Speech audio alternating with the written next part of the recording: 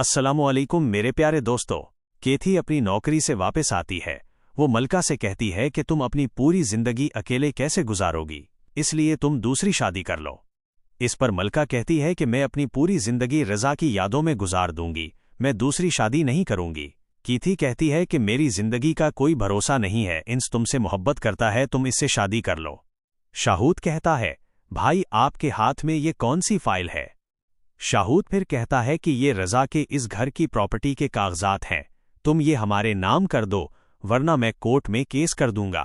ये सुनकर मलका बहुत गुस्से में आ जाती है। पीछे से ये बात कामिल भी सुन लेता है और शाहूद से कहता है कि तुम्हें शर्म आनी चाहिए। ये सब देखकर केथी अचानक अपना दिल पकड़ लेती है और जोर से कामिल को बुलाकर कहती है, मेरे दिल में बहुत दर्द हो रहा है, जल्दी डॉक्टर को बुलाओ। इसी वक्त अंस वहां आ जाता है और फौरन डॉक्टर को कॉल करता है। डॉक्टर आकर केथी को कुछ दवाइयां देती हैं, लेकिन केथी की तबीयत ठीक नहीं होती।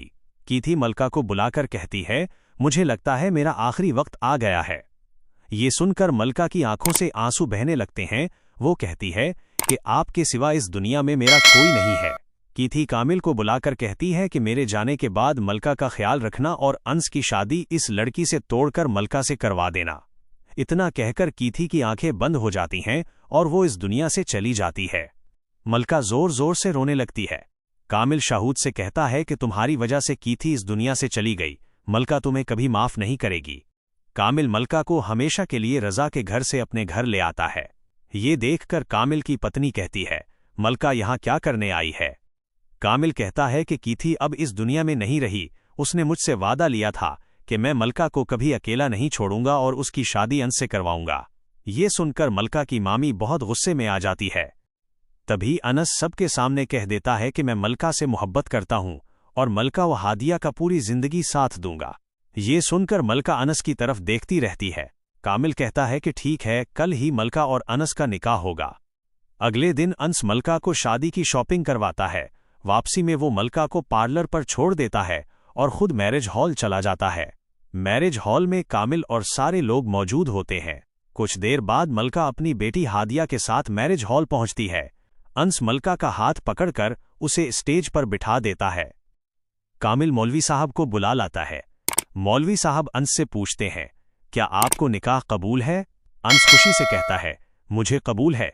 फिर मौलवी साहब मलका से पूछते हैं, क्या आपको अंस के साथ निकाह कबूल है।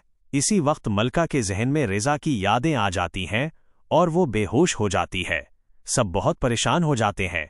अंस मलका को उठाने की कोशिश करता है, लेकिन इसे होश नहीं आता। कामिल फौरन डॉक्टर को बुलाता है। डॉक्टर मलका का इलाज करती है और कुछ देर बाद मलका को होश आ जाता है। ये देखकर अंस और कामिल बहुत खुश हो जाते हैं। मौलवी साहब दोबारा पूछते हैं, मलका क्या तुम्हें अंस के साथ निकाह कबूल है। मलका कहती है, मुझे ये निकाह कबूल है। खुशी खुशी मलका और अंस का निकाह हो जाता है। अंस मलका को अपने कमरे में ले जाता है। मलका अंस से कहती है कि वो अपनी और रज़ा की जिंदगी पर एक कहानी लिखेगी, यही उसकी जिंदगी का मकसद है। अंस कहता है कि वो इस कहानी को ड्रामा इंडस्ट्री में जरूर पब्लिश करवाएगा। मलका बहुत खुश हो जाती है। वो अपनी जिंदगी पर एक कहानी लिखती है जिसका टाइटल पामाल होता है। जब कहानी पूरी हो जाती है तो अंस उसे ड्रामा इंडस्ट्री में पब्लिश करवा देता है।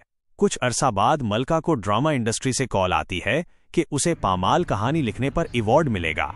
मलका ड्रामा इंडस्ट्री जाती है और उसे राइटर ऑफ द ईयर का अवार्ड मिल जाता है। और अगर आप पामाल ड्रामा का रिव्यू देखना चाहते हैं तो हमारे चैनल को सब्सक्राइब जरूर करें।